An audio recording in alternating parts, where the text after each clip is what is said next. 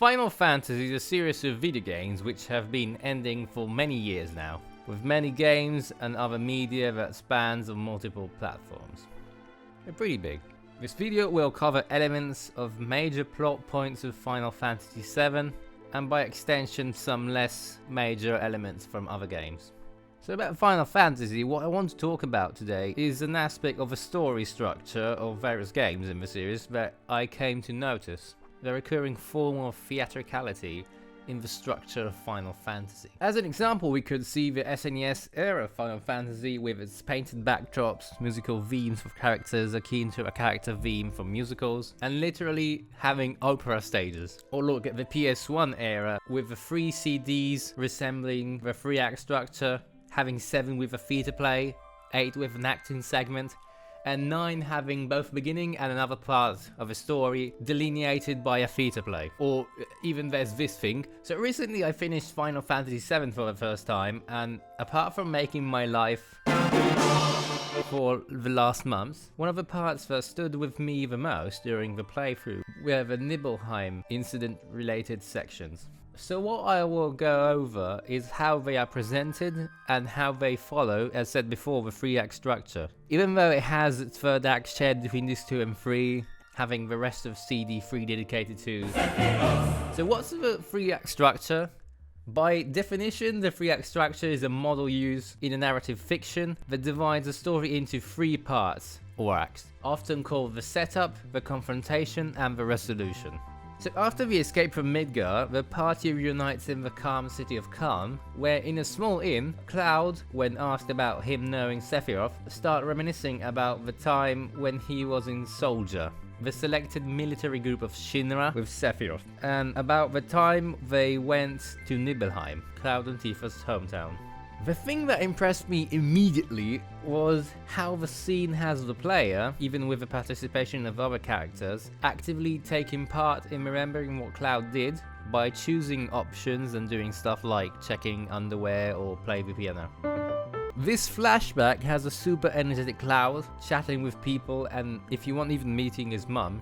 Yeehaw Tifa, Sephiroth having fun and in action, showing you through gameplay how he is leagues about you in terms of strength. And yeah, there's this dude too, he's having fun. So after this, in brief, we see Sephiroth getting obsessed over wrong reports about Genova, burning down the town, killing most of the inhabitants, freeing Genova, and confronting Cloud. And then the flashback ends, as Cloud doesn't remember what happens next. So during this first segment, which was hinted out sporadically during the Midgar section of the game, we get to know the basic plot stuff, a mystery to look forward to, an antagonist, driving motivations for the characters, and a new goal. This is the first arc of the narrative, and the premise and direction of the story are presented. After doing a bunch of stuff on the way, we reach Nibelheim, which we find completely fine, not rebuilt, literally in the same condition that it was 5 years before. So then we check their houses, we find people that claim to have always lived there, which if confronted about it, get real upset. The thing is that in most of these houses, there are rogue people talking about Sephiroth and Reunion,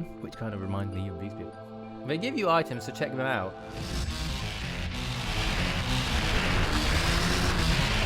If you go to Tifa's room, you find a note from a science person explaining that the robed people are clones and the people in the town are all actors interpreting the role, which for this argument is kind of a dead horse being beaten, which kind of removes all the mystery and suspense in my opinion, but alright. We reach then the fatidic mansion, and apart from a bloke in a coffin, we reach Sephiroth, who talks about reunion and then pieces off. This in-between moment is a setup to a midpoint reveals to the story, which happens when we reach the northern crater area. Here, Sephiroth will start to show the group visions of what really happened in Nibelheim, as it's revealed that the one with Sephiroth wasn't Cloud, but this black-haired individual. That Cloud is a clone of Sephiroth, and that his memories were formed when he encountered Tifa on the base of a Corvine-mained person. Within the context of the game, what Sephiroth is telling Cloud here is kind of fourth wall breaking, because in a way his memories were not only created based on Tifa's ones, but they have been built by us through the game, but making choices of what he said, what he does, and in general how he lives. Metal Gear. The idea is that we've been projecting onto him our image of what Cloud is, And when Sephiroth takes that away, we're left with an empty shell. So this is a midpoint of the narrative. In Act 2, protagonists usually attempt to resolve problems initiated in the first act, but failing because they do not have the skills they need or need to reach an understanding of what they really are.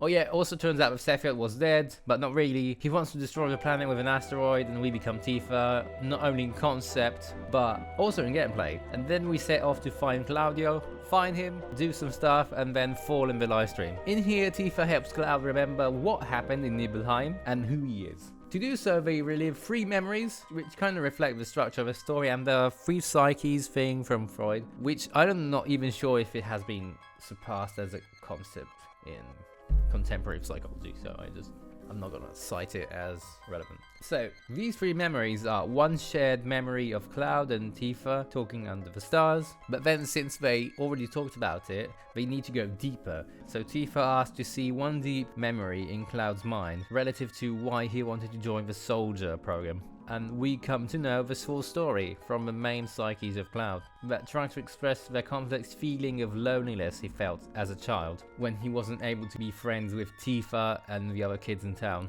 and wanted to be noticed by them, and started to distance himself from people as a self-defense mechanism, creating in himself the image that people don't really like him and the sort. By reaching this lodged up memory that Tifa didn't remember, we start to arrive to what really happened.